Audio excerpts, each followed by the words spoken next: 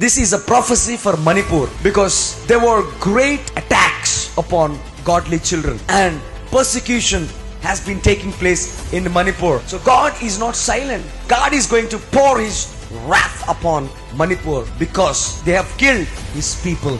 They have touched his people.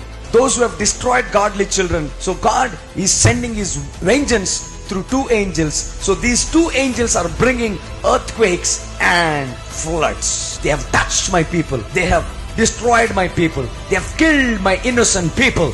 So God is going to send his vengeance towards Manipur in these two forms. One is earthquakes and heavy floods. ప్రవచనం నెరవేర్పు. ప్రవక్త మణిపూర్లో భూకంపం గురించి ప్రవచించగా నెరవేరిన ప్రవచనం.